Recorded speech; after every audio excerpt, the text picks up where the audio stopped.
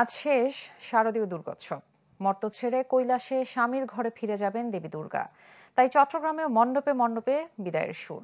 ধর্মীয় নানা আচার শেষে বিকেলে রয়েছে বিসর্জনের আয়োজন। এবার গজে চড়ে এসেছেন দেবী দুর্গা, যাবেন দোলায় চড়ে। তার বিদায়ের আগে ভক্তদের তাই শেষ মুহূর্তের আনন্দ উদযাপন। এই চিত্র চট্টগ্রাম নগরীর জেমসেন হল পূজা মণ্ডপের। বৃহস্পতিবার সকাল থেকে নানা ধর্মীয় আচারের মধ্য দিয়ে শুরু হয় বিজয়া দশমীর আনুষ্ঠানিকতা। সিঁদুর খেলা বিজয়া দশমীর সবচেয়ে আনন্দঘন মুহূর্ত, যাতে সনাতন ধর্মের নারীরা দেবীর চরণে সিঁদুর লাগিয়ে করেন প্রার্থনা। পরে সেই সিঁদুর দিয়ে রাঙান অন্যদেরও, প্রার্থনা করেন পরিবার পরিজনের জন্য। প্রতি বছরই যাতে হাসি মুখে এসে সবার সাথে দিনটা উদযাপন করতে পারি, এই প্রার্থনাটা জানি। পুরো 365 দিন অপেক্ষার পরে এই সিঁদুর খেলাটা আছে, তাই এটার অনুভূতি অন্য কিছুর সাথে তুলনা করা যায়। সবাই যেন সুন্দর থাকে, খুশি থাকে, মার কাছে আরাধনা করেছে সারা বছর যেন আমরা ভালো থাকি, সুস্থ থাকি। সিঁদুর খেলা অংশ নিয়ে অনেক ভালো লাগছে। মা দুর্গা আবার বছর বছর আসুক। সনাতন ধর্মাবলম্বীদের পাশাপাশি অন্য ধর্মের মানুষরাও এসে উৎসবে সামিল হওয়ায় আনন্দে যোগ হয় বাড়তি মাত্রা। সে আনন্দ প্রতি বছর অব্যাহত থাকুক এমন প্রত্যাশা দেবীর ভক্তদের।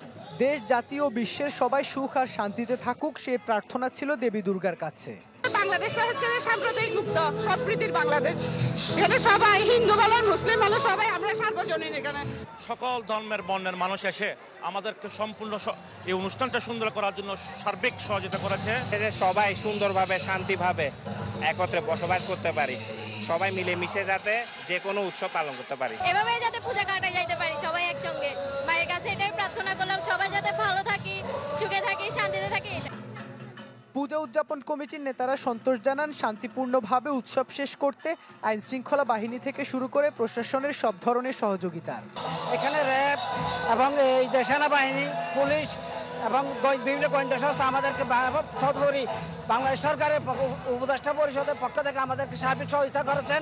খুব শান্তিপূর্ণ হবে এবং দেশবাসীর কাছে আমরা প্রার্থনা করি যাতে প্রতি বছর আমরা এইভাবে পূজাটা আয়োজন করতে পারি এবং কোনো ধরনের চিটাংশে কোনো ধরনের অপ্রীতিকর ঘটনার খবর এই পর্যন্ত আমরা পাই নাই।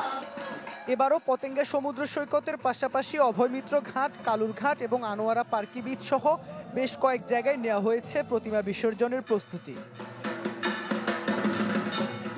ইভেন মির, চ্যানেল 24, চট্টগ্রাম।